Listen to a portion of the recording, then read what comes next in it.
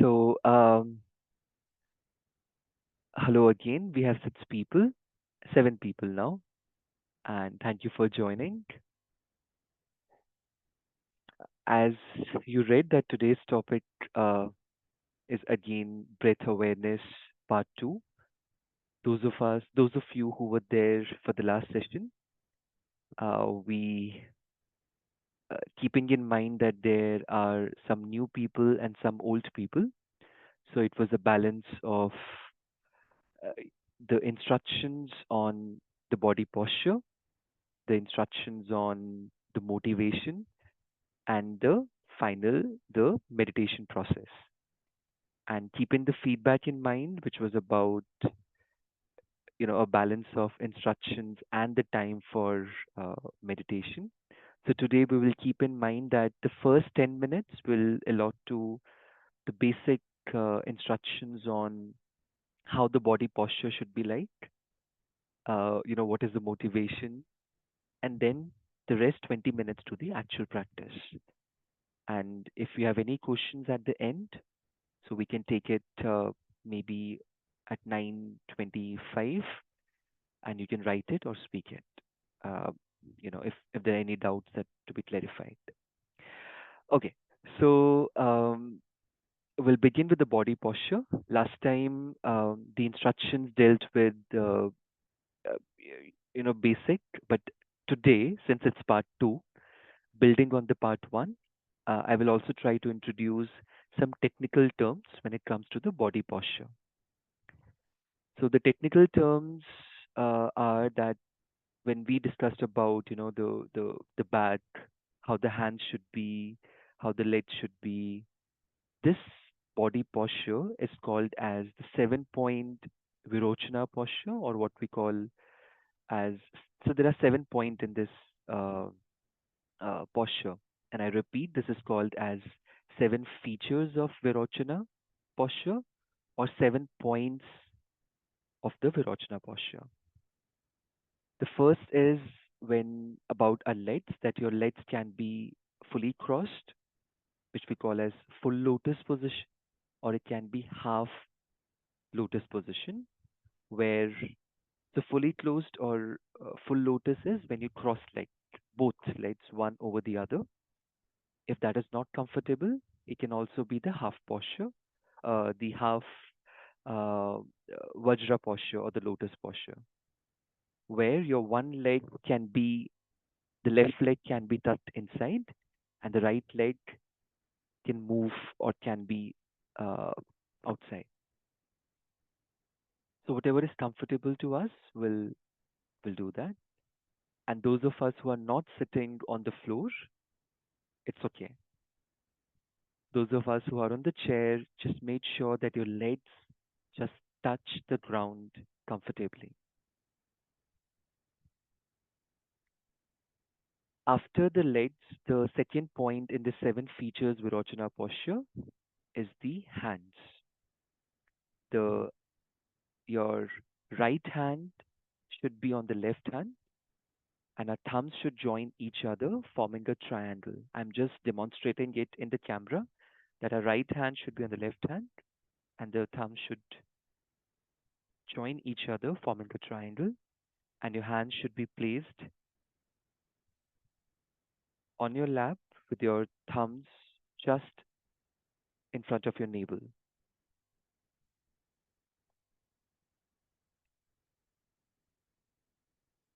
Yeah, I'll take a pause of 10 seconds after each instruction so that we can follow.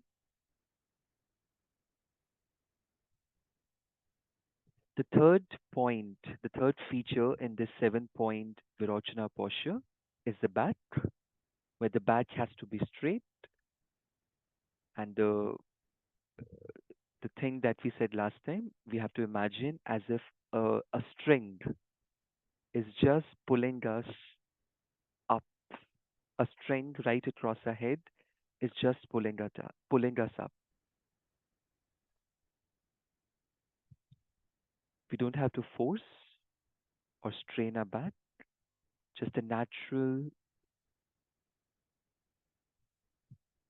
pulling of a string up. till the point when we feel comfortable.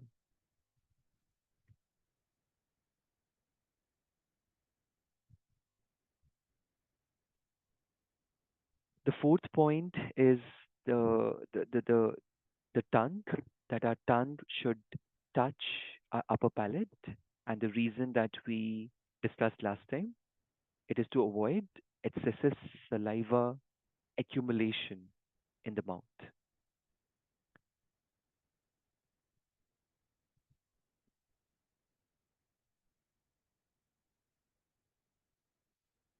Next point is our head. Our head has to be slightly tilted forward.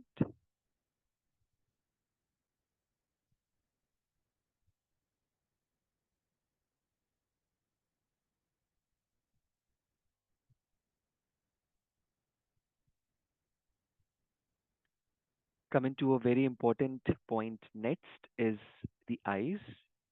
As discussed last time, that we are practicing to keep our eyes not fully closed, but half closed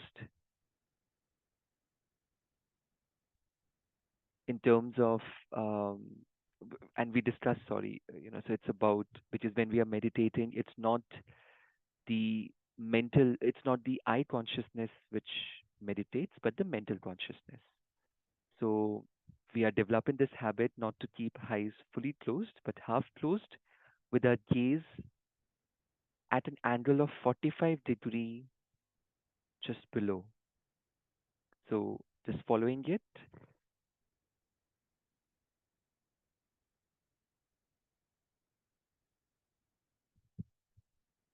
at an angle of 45-degree below. And final instruction is about our shoulders. The seventh point in the 7 point or 7 feature Virachana posture is the shoulders. Our shoulders have to be straight, again, not forcing that not too back, but like kind of a making a T position, letter T position with respect to our axis.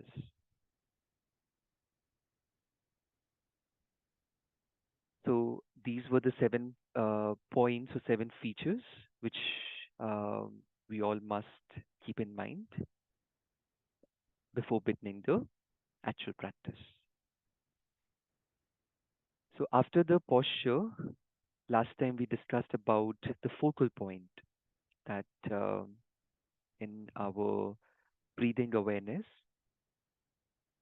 So we have a focal point which is um, a point between our nose and upper lips where we actually bring the attention of our mental consciousness during this breath awareness session.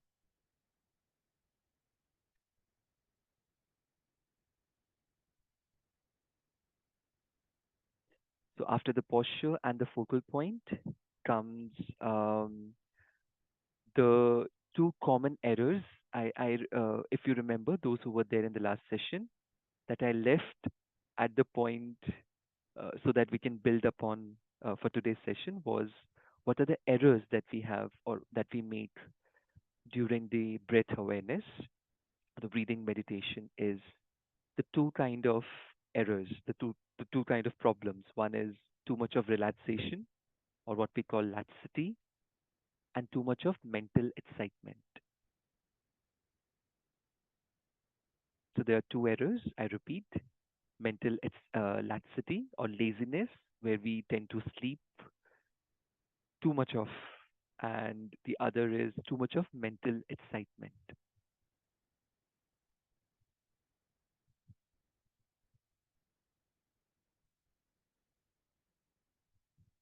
And the final point is the instruction point is, so when we know that there are two kind of errors, so what are the antidotes of these two errors? So the antidotes of these two errors are introspection and mindfulness.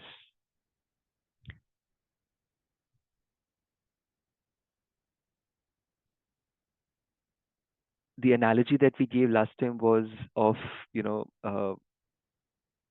awareness as a pet, or if we have a pet at our home.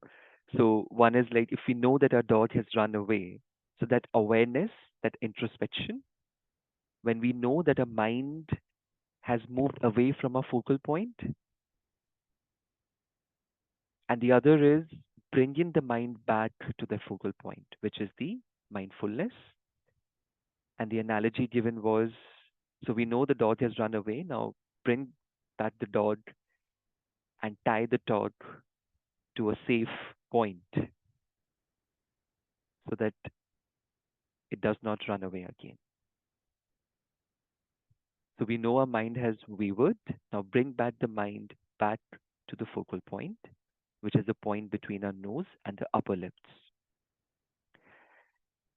So with these quick instructions, now we'll begin the practice.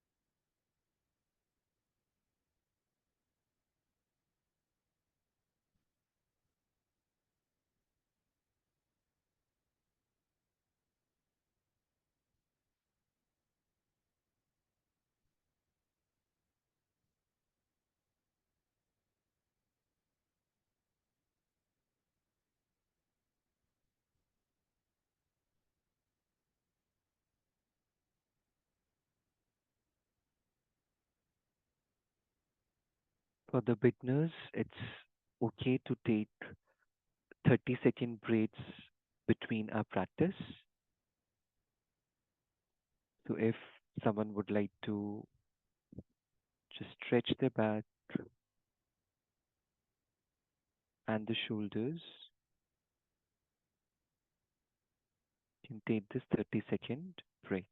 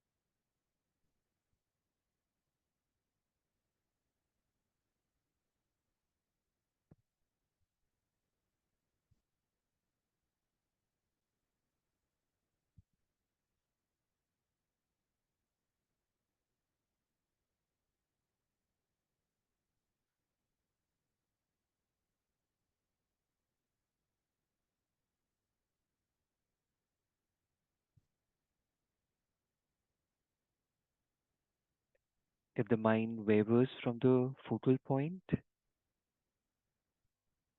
just employ the remedy of introspection, that awareness,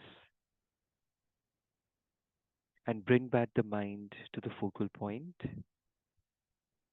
using the other remedy, which is the mindfulness.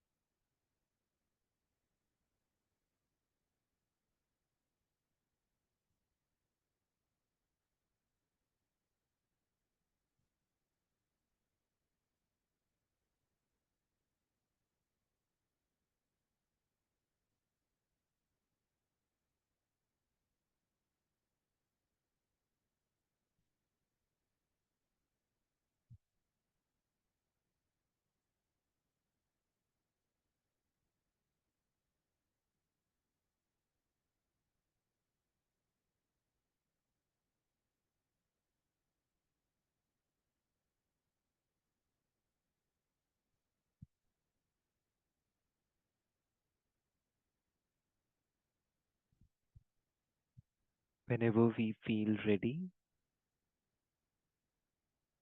we can open our eyes.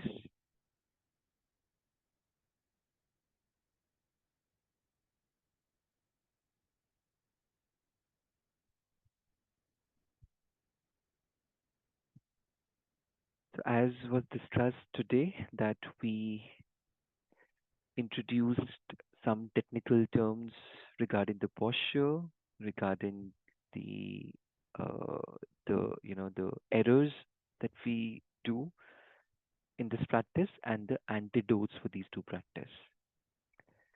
And yeah, so next time we'll have different forms of meditation. Um, we'll progress, from the breathing awareness to the shamatha practices or the analytical meditation, the vipassana that we have. And I hope that those who are regularly taking the meditation will continue to join us. And before we finish, we would like to dedicate today's session that whatever awareness that we have uh, generated, or whatever uh, the the training that we undertake um, to understand the working of a human mind, um, this is the same for everyone, right? Like we are looking forward to that. So each and every mother sentient being is looking forward to that peace, that awareness. So this clarity, this understanding is the beginning of compassion, as we say that no one of us needs suffering. We all need happiness in life. We all need that presence of mind so that we can avoid, the bouts of anger, uh, jealousy. So yeah, this is the beginning of that awareness. And so with this, so we are thankful that we took this 30 minutes, approximately, I think 29 minutes. Now it's 9:31 to engage in this practice. And yeah, so we dedicate the minutes generated uh, for the well-being, for our well-being, so that we can continue to engage in this practice for each and every mother sentient being.